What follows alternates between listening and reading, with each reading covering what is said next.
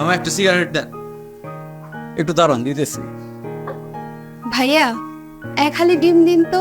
জি আপা, আপনি দাঁড়ান, আমি দিচ্ছি। আমি আগে আসলাম, অথচ ওনারে আপনি আগে দিতেছে। আমার সিগারেটটা আগে দেন।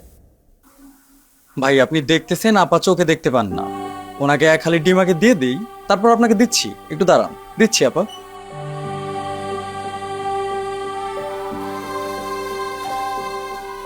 আপা এই যে আপনার ডিম।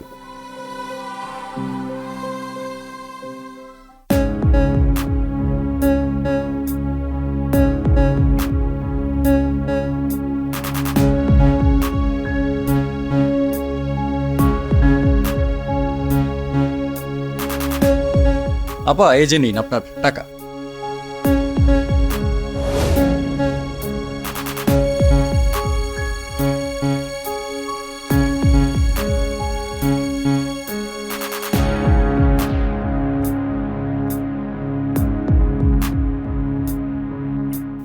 ভাইয়া আপনার মনে হয় কোথাও ভুল হচ্ছে।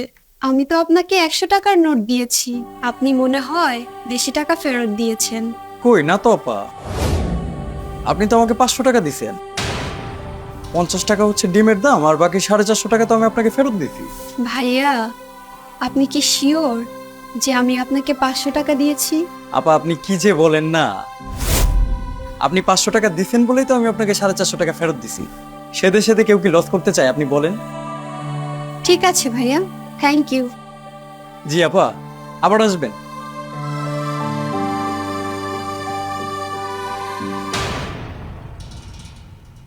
কি ব্যাপার ভাই? উনি তো সত্যি আপনাকে 100 টাকা দিলেন, আমি তো নিজে চোখে দেখলাম। তাহলে আপনি ওনাকে এতগুলা টাকা কেন ফেরত দিলেন? কি ভাই আপনি আবার কি বলেন? উনি তো আমাকে 500 টাকা দিছেন, তো ডিমের দাম রেখে বাকি টাকা ফেরত দিতে হবে না? ভাই খালি আপনাদের বেলায় এমন করেন নাকি? আমাদের তো কোনোদিন টাকা বেশি দিলেন না। পারলে মাঝে মাঝে আমাদের একটু বেশি টাকা ফেরত দিন। ভাই আপনি এসব কেন বলতেছেন আমি কিন্তু ঠিক বুঝতেছি না।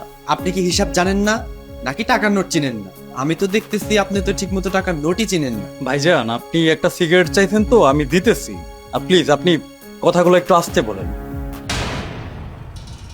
কেন ভাই, আমি কি ভুল কিছু বললাম? আপনার এই কথাগুলা যদি উনি শুনতে পান তাহলে উনি খুব কষ্ট পাবেন। আমি এখানে 5 মিনিট ধরে দাঁড়িয়ে আছি, আমি আপনার কাছে একটা সিগারেট চাইছি, আপনি আমাকে আগে না দিয়ে ওই আপাকে আগে দিলেন। কিন্তু আমি তো আমার নিজের চোখে দেখলাম আপনি ওনাকে বেশি টাকা ফেরত দিলেন। ঘটনা তো বুঝলাম না, আপনি এইভাবে সেদে সেদে নিজের ব্যবসায় লস কেন করতেছেন? আচ্ছা ভাই, আপনি কি ওই আপাটাকে চেনেন? না তো ভাই। কেন? আপনি যদি ওনাকে চিনতেন তাহলে হয়তো এমন কথা বলতে পারতেন না। কি হয়েছে না বললে বুঝবো কিভাবে? আমি আপনাকে দেখেই বুঝতে পারছি আপনি এই এলাকার না। যদি থাকতেন তাহলে নিশ্চয়ই এই আপাটাকে চিনতে পারতেন। আসলে এই আপার বাবা ছিলেন একজন আর্মি অফিসার। ছিলেন মানে? এখন তিনি মারা গেছেন। আর তিনি মারা যাবার পর সরকার থেকে তাকে অনেক বড় সম্মাননা দেওয়া হয়েছে। কিন্তু ভাই, সম্মাননা দিয়ে তো আর কারো পেট চলে না, চলে বলেন? আর এই আপাটার মা মারা যাবার পর ওনার বাবা আমাদের এই দেশটাকে নিয়ে এত বেশি ব্যস্ত ছিলেন যে দ্বিতীয়বার বিয়ে করার কথা উনি কখনো ভাবেননি। আর ওনার একমাত্র মেয়েটা যে অন্ধ, সেই ব্যাপারটাও না ওনাকে এই দেশের জন্য প্রাণ দেয়া থেকে পিছুপা করতে পারেনি। পরে অবশ্য আমরা শুনেছিলাম এই আপাটার বাবা সীমান্তবর্তী অঞ্চলে উগ্রপন্থীদের গুলিতে মারা গেছেন।